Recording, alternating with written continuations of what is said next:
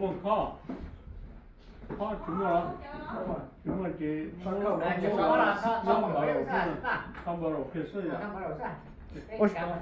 我是下一个人，这样。那叫。这个太多了，太低调啊。太低调啊。低调，我们去到海路在这里啊。哦，上海路嘛那啊。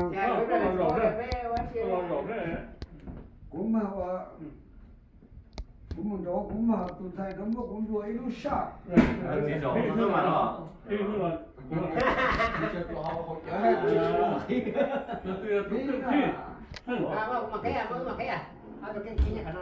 Lúc nào giờ ăn lúc là bếp có xào chỉ trong chút sống này, bếp đã là cho có cho trẻ này. Giờ là tiền, bây giờ theo tiền mấy con.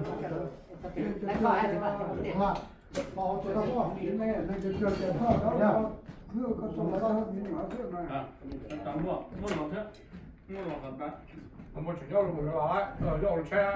No, Bây giờ nó bỏ. Dạ, thao rồi, đây là.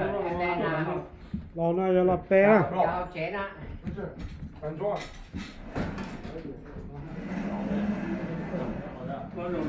Đánh ra rồi có giá.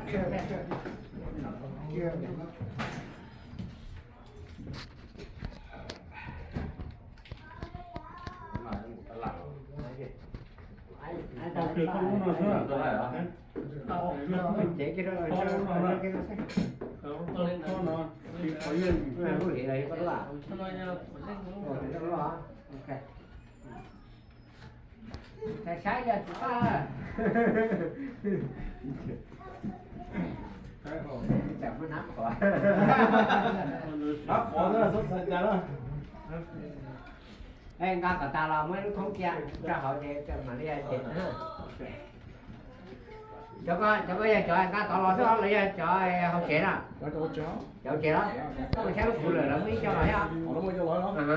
Phụ lời nga họ không sao. Nó nó lọ. Mr. Simon. No. Rồi quay qua cho sai. Quay cool. Ok. Cái lần trở lạnh xem mà. Lúc này lạnh. Có dài còn nó ngáo phụ rồi nó cho. These are the one that we cut yesterday. Chi này. Cho cái khăn thì mấy có phải xem phụ lời chứ không phải cho lại á. Chi tụng. Xong mới cũng thống cho là cho coi đó. Nè.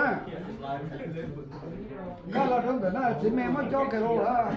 Ủa nào, cái nhỏ tú rồi, mà nó chỉ nói nó trả rồi.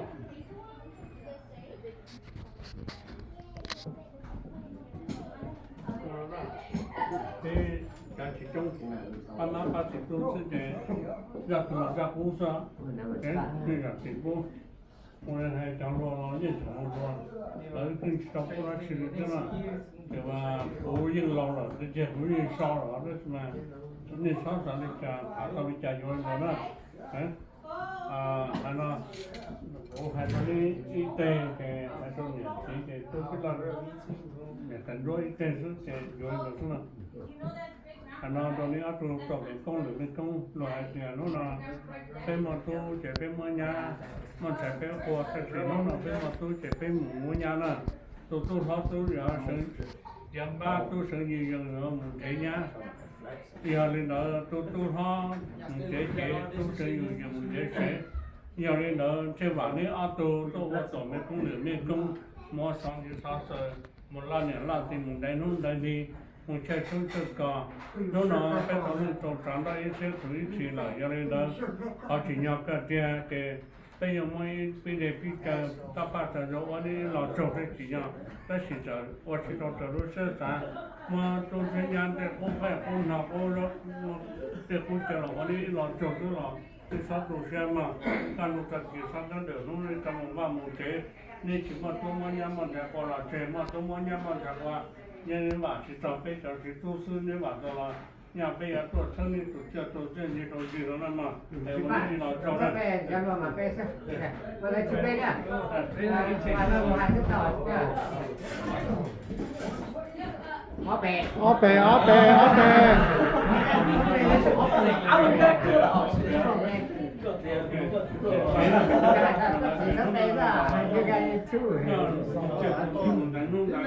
để phát triển cho nên mà nó cái tập trung làm ra những chiếc túi chỉ nó lấy cái lò này giờ bây giờ cho nó cứ nó bây giờ mà khi để khi cái sao phát triển nó có để nó chỉ cầu cái gì nó chỉ cầu để lúc sẽ xả ra rồi mà tôi thấy nhà cái cô mai cô nó cô để cô chờ lúc mà nó trồng đó là sau tủ xe căn đồng thời thì ta đã nở nó vào một trong một một cái cả thì mà tôi muốn nhắm mình sẽ qua là tôi chỉ chơi mà tôi muốn nhắm mình sẽ qua những cái quả thì cho bây giờ thì tôi sẽ mà cái quả cho nhà bây giờ tôi ba con thì rồi nó có tôi ba bây giờ mà cái số tủ xe nó mà tôi cho thì chẳng bè rồi ó bè á ó bè á đến đây à muốn cho nó cho rồi lâu chưa chứ để cho còn đâu không rồi mình về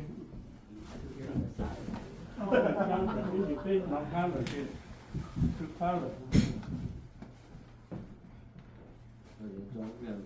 con cà phê sẽ hỏi đó không có phải chứ Ủa chị cũng là khoa đó.